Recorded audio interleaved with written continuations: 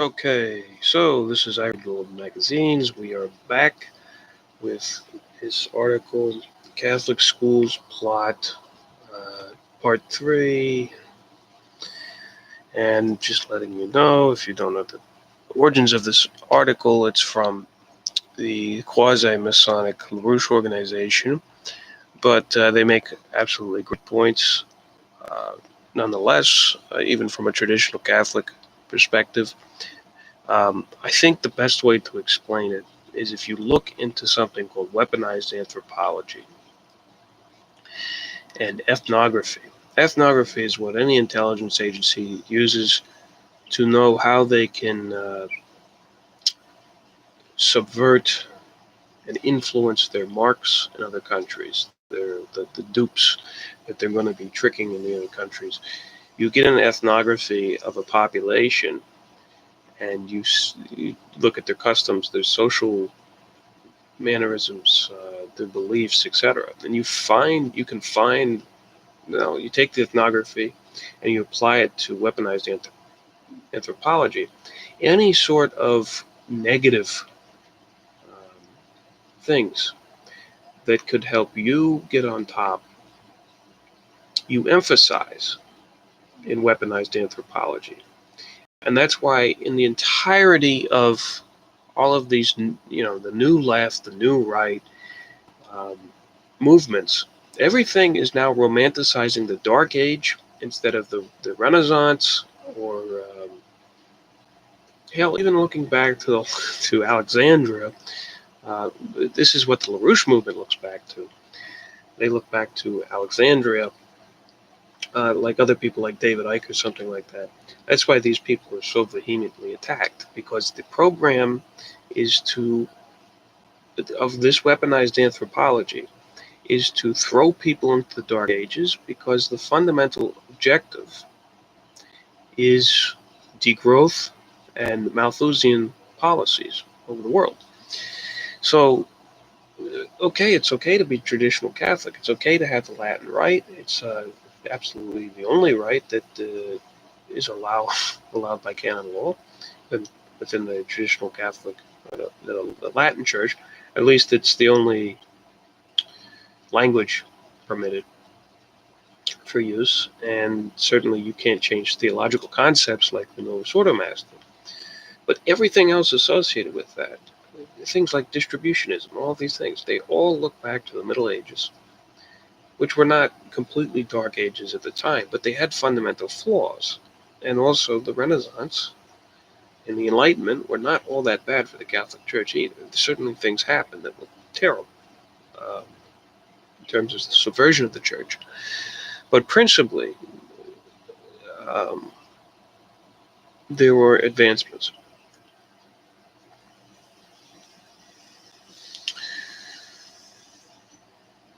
That were actually sparked by the Filoloque that raised, or at least raised a common perception of mankind that he's not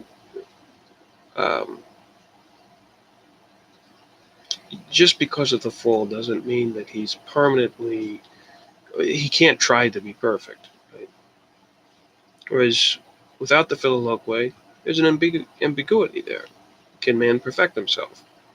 Okay, so in the Dark Ages, that wasn't necessarily widely understood, and so people were tied to the land under serfdom. Also, we didn't have quite the technological advances yet, but there were other problems with the guild system and whatnot that were keeping technology from advancing. That is not to say that everything involving a guild is bad, or that the guild system was bad. So we're going to go on with part 3 of this. I guess maybe to finish my point there, to cap that off. The point of this article is not that I share the worldview with the Larouche organization. The point is there's a clear nest of intelligence operatives. I mean, a Soviet double agent, Hansen, included in there. People that are neoconservative Catholics, neoconservative Catholic organizations like Opus Dei, So, William Buckley and Michael Novak, and you have these things that are absolutely anti-Catholic that defend like the Jeremy Bentham type government and economics. Jeremy Bentham wrote defenses of pederasty and usury and all sorts of things. The American Enterprise Institute, whatever.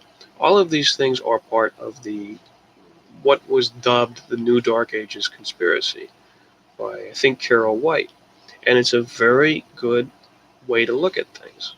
That's the similarity that all these things have in common. Is it's like this back to the soil, um, back to authenticity, where in reality you're reliving simulacrum that actually was not the way things happened historically, or the way that people perceive them historically. It's like live action role playing, and it ties right into the transhumanist agenda as well, because we are sinking into simulation. That's the transhumanist agenda, is to pull us further and further into a world of electronic reality, digital reality, false reality. And these things are like this: the new dark ages, back to the soil thing, and this new digital reality are like this. It's identity politics without nations, without um, coherent, consistent religions. It's complete atomization of individuals, and that is the ending point, right there. Is that this is what this article? This is the importance of this article. So we're going to go on with part 3. It's not too much longer, but I'll read some of these boxes that are in here with the article. So it's part 3 in the conclusion. The schismatic opponents, and then I'm going to add an addendum. I might add the addendum as a 4th video. So, schismatic opponents of Pope John II. The religious operations against Lyndon LaRouche, his movement from Northern Virginia, have not involved not only nominal Catholics, who are Carlist Fascists, but also outright schismatics from the Catholic Church. Christendom College's St. Catherine of Siena have tried to maintain the cover of being true believers and supporters of Pope John Paul II. The mission statement of Christendom College, for example, states that the college is institutionally committed to the magisterium of the Roman Catholic Church. Nonetheless, we find them often sleeping in the same political, theological bed with well-known individuals who are active schismatics from the Catholic Church and against the Pope. Prominently, individuals connected to the schismatic group called the Remnant, based in Minnesota. And as much as I like Michael Matt, this is my editorial, we're going to go on, see what they had to say, because Michael Matt did do a lot of almost seed of vacantist things, and then later on started coming out and attacking seed of vacantist type people. So he kind of holds this maybe hypocritical or confused position.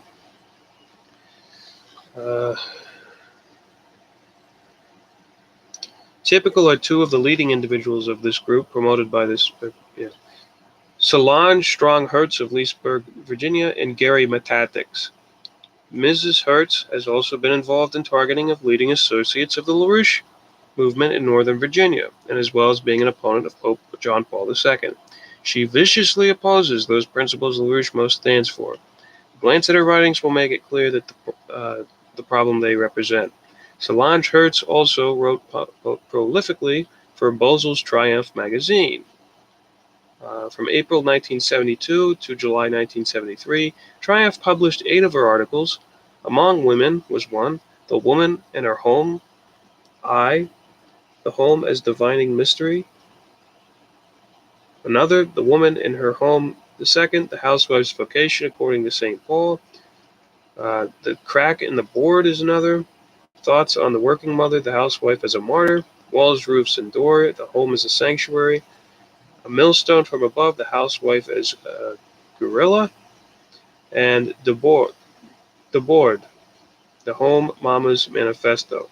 Over the next 20 years, she published the following books: The Strange Spirit of 76, The Occult Franklin, Recanting Galileo, Star-Spangled Heresy, Americanism, Utopia, Nowhere, Now Here, And beyond politics, thank God that says a metapolitical view. Meta-political view of history. There we go. Hertz's books are published by Veritas Press in Santa Monica, California, and Little John Publications in Los Angeles. The latter also produces The New Triumph, whose editor is Gary Potter. In 1966, Potter was assistant editor of the original Triumph magazine. One of the three contributors to New Triumph is Charles A. Coulomb, who is running around in the extreme tradcat circles, West Coast chairman of London-based Monarchist League.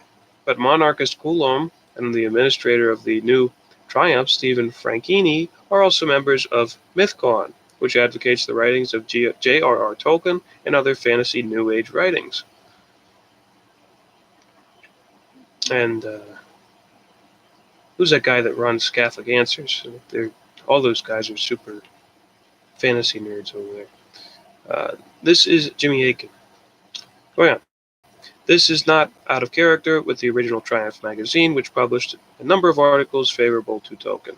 Her book, Star-Spangled Heresy, Americanism, begins by arguing in a manner typical of Gnostic symbolic mysticism of such perverts that Benjamin Franklin's use of fractured rattlesnake in his famous join or die emblem, calling for the colonies to unite, is the serpent of Satan. The fact that the Boston fathers met in the Green Dragon Tavern is regarded as further evidence of Luciferian Freemasonic origins of the American Revolution. Her kinship to Silly Goose Ann Carroll shows as she attacks Franklin, the scientist, arguing that satanic natural knowledge is primordial gnosis the serpent offered Eve.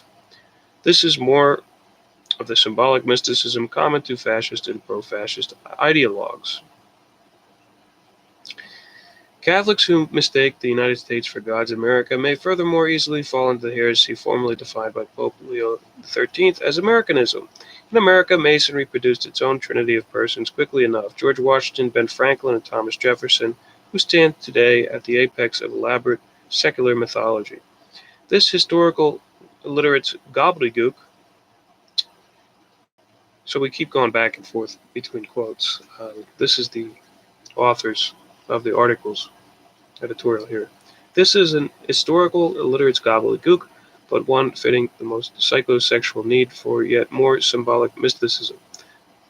Playing another attack-minded silly goose, Hertz locates the origin of American heresy, as Warren Carroll did with John Carroll, the late 18th century Bishop of Baltimore. Hertz writes that John Carroll, his brother Daniel, and their the cousin Charles, who signed the Declaration of Independence, collaborated with the Masonic framers of the Constitution. Of Charles, she says, he was the only Catholic to sign the Declaration of Independence, whose language a true son of the Church would have held under the deepest suspicion. Now, my editorial here is that if you look at James II, and I might have stated this before, James II was the supposed king of Catholic England, who actually created a Tolerance Act similar in doctrine of religious freedom. Later on, he goes, after he's expelled, he marries into the D'Este family, which are the Venetian, one of the big Venetian families that was married in also to the William of Orange. So he marries into this family. Eventually, England is taken over by William and Mary. James II flees to France, and his followers there found a Scottish Rite in France, which this is where I think the freedom of religion aspect of Freemasonry invades mainland Europe, and what sets up the Enlightenment. Nobody ever talks about this in these Catholic circles. They always want to plaster over the failures of the monarchs that they think are these God-given people. And a lot of times, I mean, maybe at one point they were, but after they make the deal with the devil, no, they really cease to be good Catholic monarchs. And, one by one was picked off by their infidelities. And so what do you have left but the ability for people to develop republics? And, well, I do think that the doctrines of liberty of religion are wrong.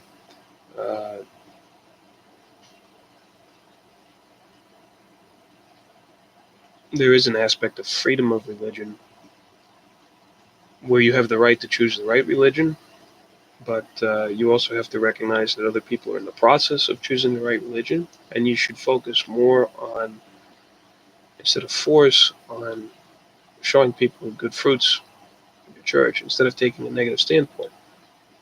And that's another thing that a lot of the new Dark Age weaponized anthropology takes, is this constant antithesis standpoint where you're not actually building anything. So, going on. Subheading, Slaveholding Catholicism. On the subject of U.S. Civil War, Hert's fascist affinities are portrayed in day-glow colors. She writes, one aspect of the Civil War which has been studiously ignored by establishment historians is its character as a war of religion. Protestants found themselves pitted against Catholics and Anglo-Catholics in a death struggle over two incompatible ways of life. The South retained far more vestiges of the old hierarchic Christendom than did the North. The bulk of American Catholics at that period of our history were Southerners. Even in the North, most Catholics were Southern sympathizers. Catholic priests not tainted with Americanism had no hesitation to identifying the faith with the Southern cause.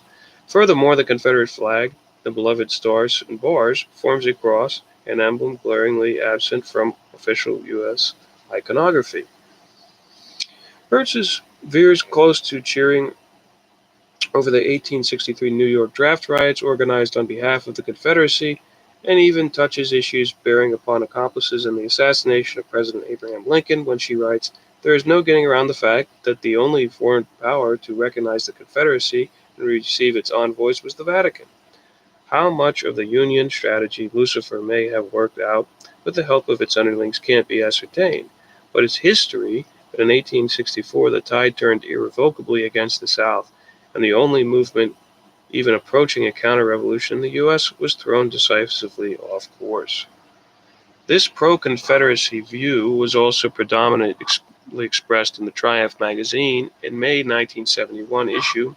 For example, Mel Bradford wrote an article, Lincoln's New Frontier, a rhetoric for continuing revolution. Bradford maintains that the Declaration of Independence, Gettysburg Address, and Battle Hymn of the Republic are therefore epitomes hallowed by usage into a millennialist and Gnostic injunction to the country, and indeed the species at large. The of, by, and for formula is characterized as a millenarian blasphemy. H.L. Weatherby's Review of the Southern Tradition at Bay by Richard Weaver in April 1969 issues of Triumph reflected the same pro-Confederate Carlist view of Catholicism. Though most Southerners have never understood the fact, Allen Tate is a notable exception, the source of the feudalism, the chivalry, the gentleness, the religiousness, which Southerners fought so gallantly to defend, is the Catholic Christian vision of civilization.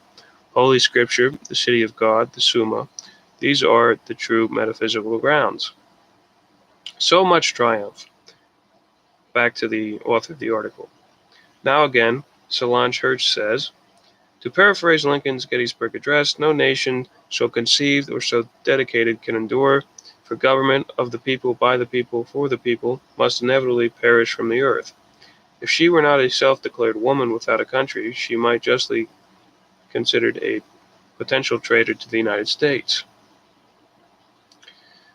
Hertz attacks Leo XIII's 1892 encyclical A Milieu des Sollicitudes on the Church and the State in France, for accepting the Republic, for embracing the American Revolution rather than fighting for a Catholic monarchical restoration.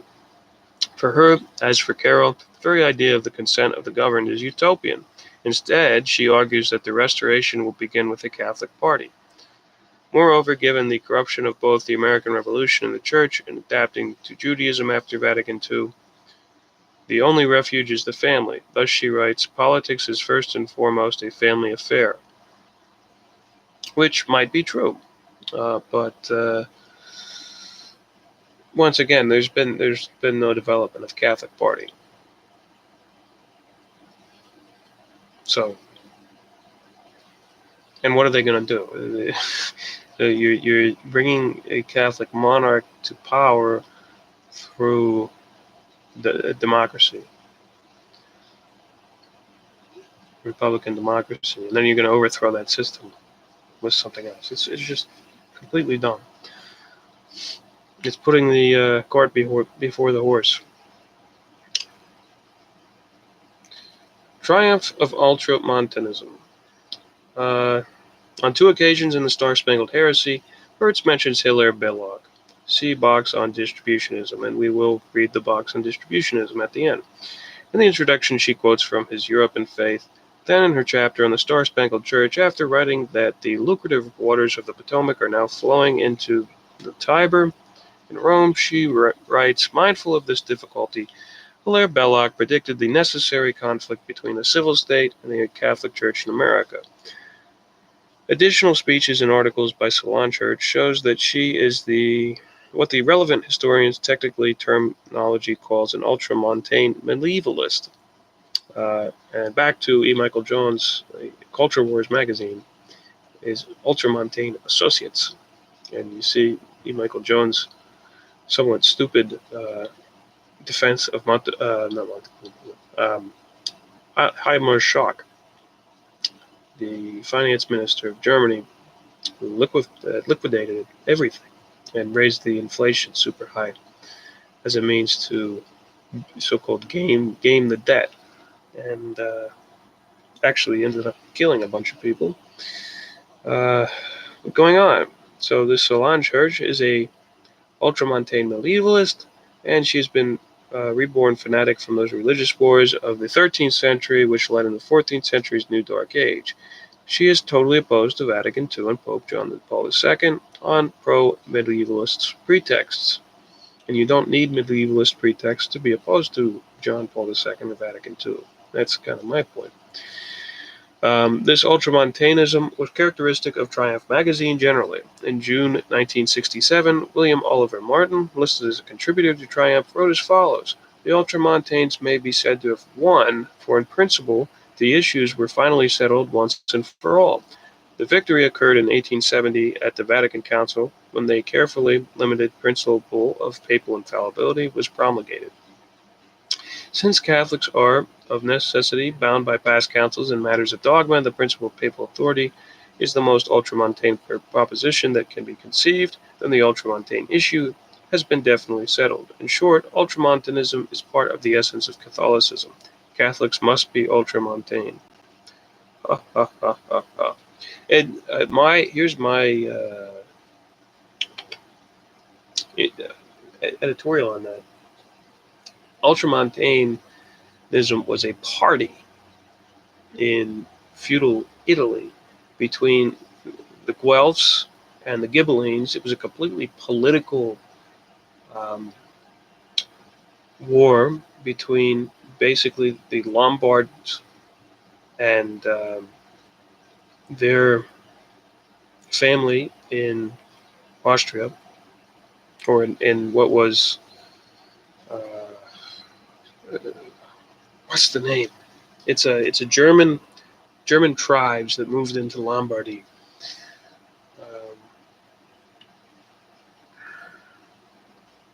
And they actually go by that name sometimes. The nobility do.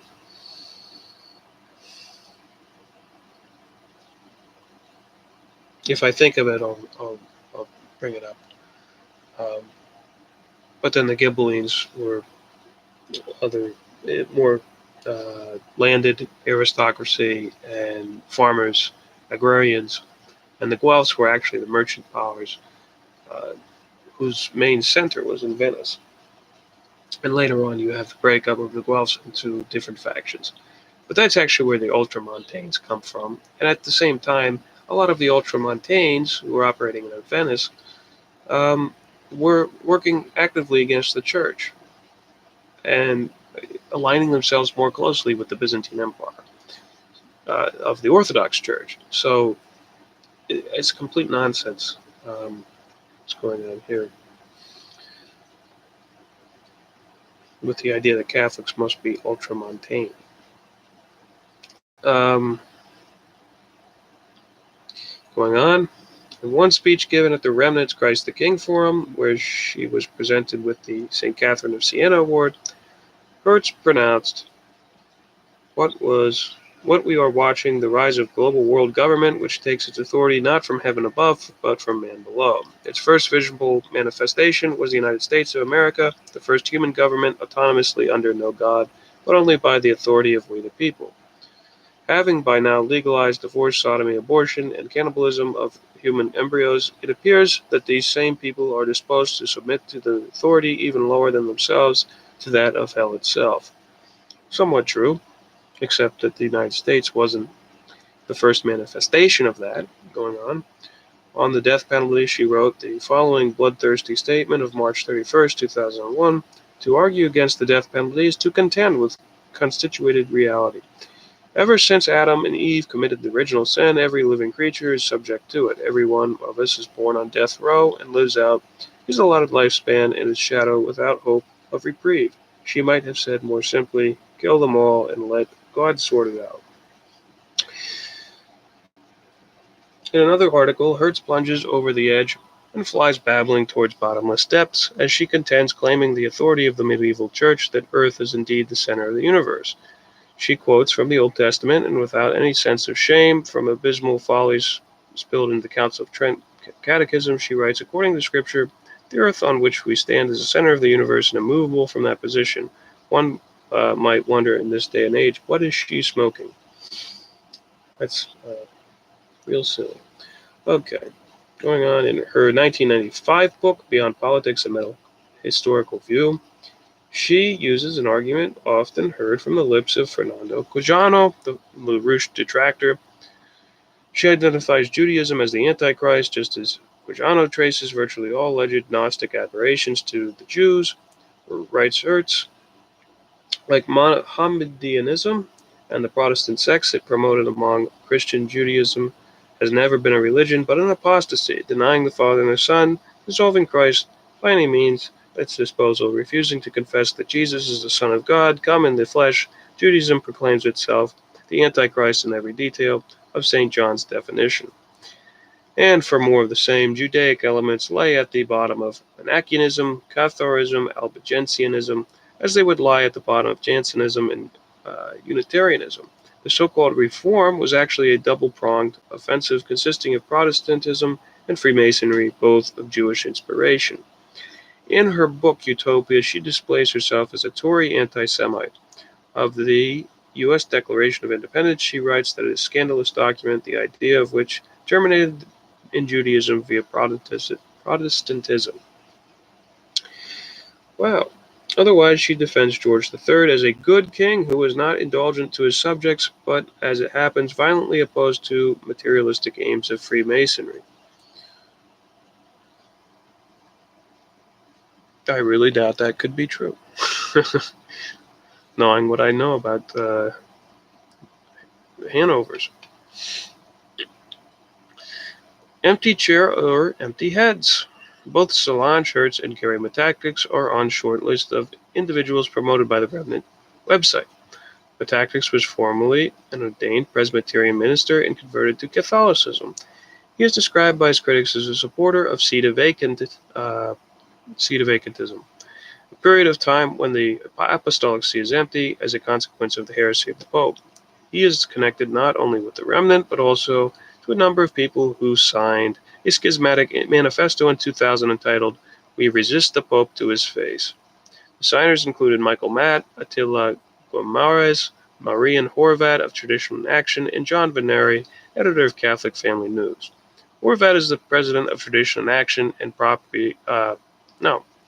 this is the parent company, the parent organization. Horvat is president of Tradition Family and Properties California offshoot Tradition Action. At a seminary in Spokane, Metactics was asked, if there's currently a pope, And he answered, "I can't honestly say." In an interview in early 1994, the same time period in which he spoke at St. Catherine of Siena, Matactic said that he became completely a traditionalist, finding his way to traditional Council of Trent or Tridentine Mass and the traditional catechism. He says that there was a result of discovering that the whole heresy of Americanism is all about. He bases this on the reading Pope Leo's 13th, 1899 encyclical Testem Benevolentiae, concerning new opinions, virtue, nature, and grace with regard to Americanism. He says that we need to restore the essential dogma, extra ecclesiam nulla salus. Outside the church, there is no salvation. In order to eradicate Americanism from the thinking of even conservative Catholics, in this belief, he is connected to the schismatic Father Leonard Feeney. Now, I'm confused because this isn't actually a Feeneyite heresy. Whoever wrote this article is kind of definitely an outsider. But I think Pope Leo the 13th embraced the French Republic, and but then he also created guidelines for how these new republics could operate within a Catholic sphere. So you have this kind of nation of Americanism. And I think he was also a condemner of usury. The whole point is that this is the idea of the church trying to be a moral institution rather than trying to control politics and take over. I mean, just because the U.S. is kind of doomed without God does not mean that you should try to take it over and allow, like push its prophecy or push your prophecy onto the country. You should do whatever you can do to save it, in recognizing the good things about republicanism. But going on.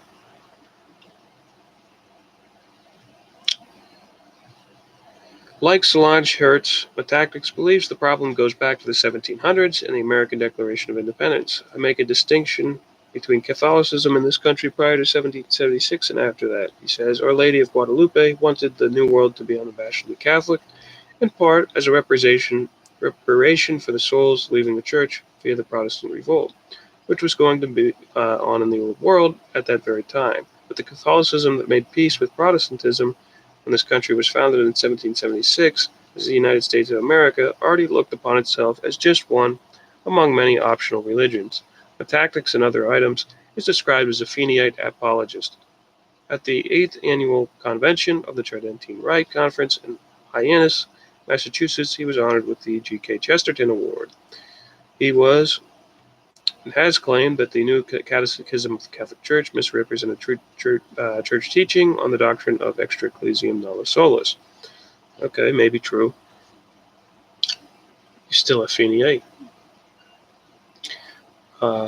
It should be noted that there is a church in northern Virginia, St. Athanasius, connected with the now deceased schismatic Archbishop Marcel Lefebvre. My editorial, Marcel Lefebvre was not a schismatic, but did have a lot of these negative tendencies, probably because his parents and some of his closest supporters were tied to the British. His parents were British intelligence. But defending the traditional Mass is not wrong. It's actually good. It's the only good. Not recognized by the diocese, it is still uses the traditional pre-Vatican II Latin Mass, 1995, and its priest, Father Ringrose, asked parishioners to donate to the St. Pius X Missionary Society, founded in 1969 by Archbishop Lefebvre. St. Athanasius Church is an offshoot of Richmond, VA, Our Lady of Fatima Church. Ringrose of Athanasius and Father Joseph Terry Marks of the Richmond Church work closely together. Ringrose is referred to on the Our Lady of Fatima website as our own. Of interest in respect to potential connection among Ringrose, Solange, Hertz, and Matactics is the following chronology. On February 21st, 1998, Ringrose led the outdoor mass in Phoenix, Arizona Park for 350 marchers, carrying out the first annual In the Spirit of Charts pilgrimage. A group headed by Ed and Rosemary Coder of Sedina, Arizona, who had been on remnant tour of Chartres, France in 1997.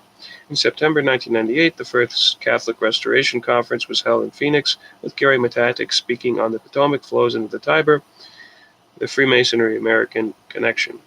In September 2000, the Third Catholic Restoration Conference was held in Phoenix, with his first speech delivered by Solange Church on the three great plagues of the Great Apostasy.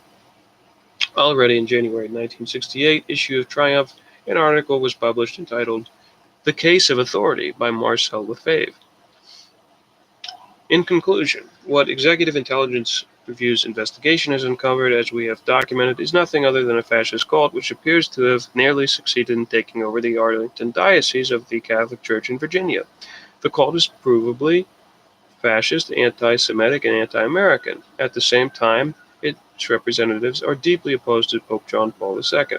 Their Carlist belief structure ultimately has nothing to do with Christianity. As the case of Robert Hanssen, a Soviet spy, should make clear, because of its fascist character, they're coming to take me away.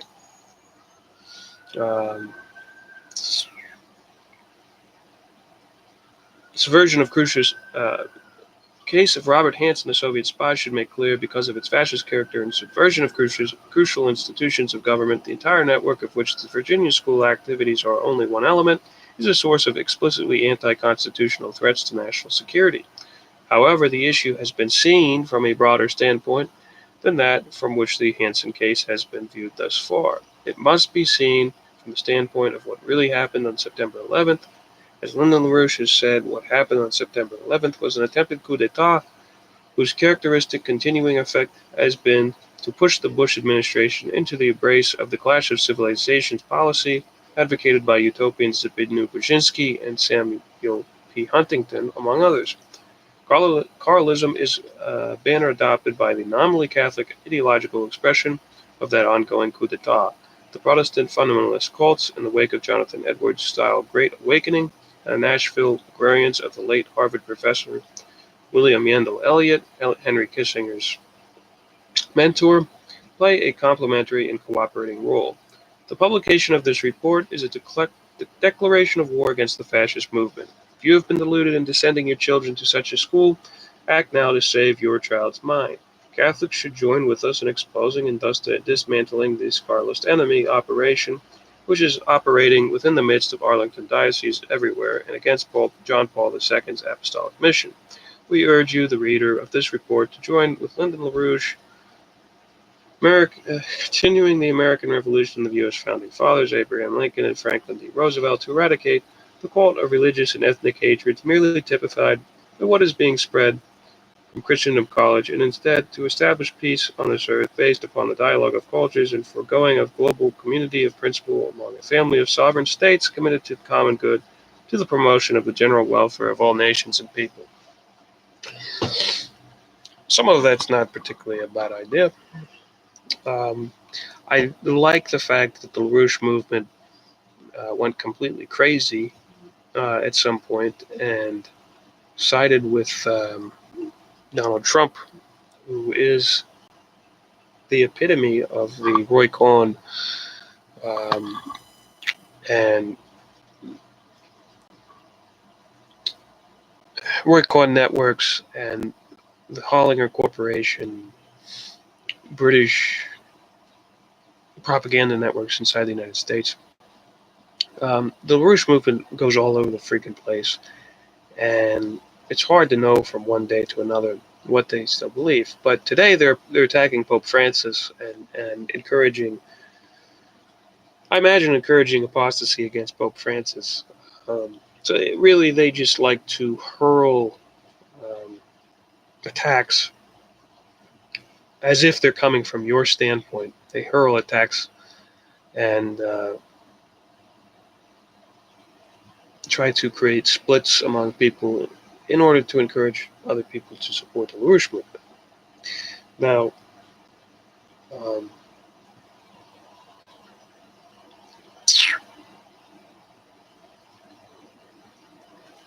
but like I said, this article shows that Dark Ages aspect, which I think partially the LaRouche movement somewhat served. at least in its latter days, kind of providing a false hope in somebody like Trump. Trump is kind of the culmination of Laroucheism on some level. And even though he pardoned Larouche's sworn enemy, Lord Conrad Black, who was a guy who was running all sorts of dirty operations, media operations against him, and Lord Conrad Black is actually a nominal Catholic who runs around with the Jewish mega group, Israeli mega group.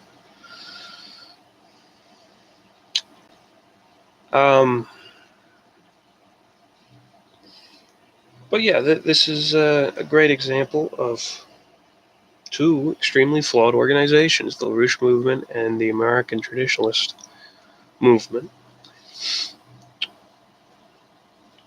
And the third part was kind of heavy on these associates of Michael Matt's remnant and kind of their apology for, was this for the Black Legend? No, this is more the apology for attacking Americanism. The thing is, I mean, if you look at something like a Confederacy, which the Catholics sometimes do defend, you have Mazzini networks, which also created Marx, Freemasonic networks,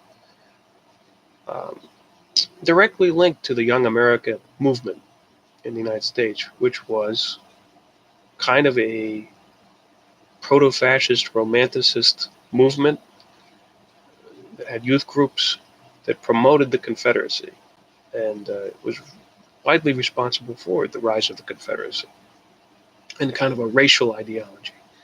And then you also have B'nai B'rith, leader Judah P. Benjamin, and Scottish Rite leader Albert Pike being these huge influences on the Confederate, on the Confederacy. Meanwhile, I think Albert Pike is the only Confederate general that is buried within the limits of the Washington, D.C. I think clearly there is an issue in the United States, but subverting the United States isn't the answer. I don't think that allowing Satanism is a form of religious freedom. I think it's a form of religious liberty, and I think that distinction has to be made too. But there's clearly a lot of issues as things go downhill. The kind of polemics that we read in this article might be a little different in the future. However, I think that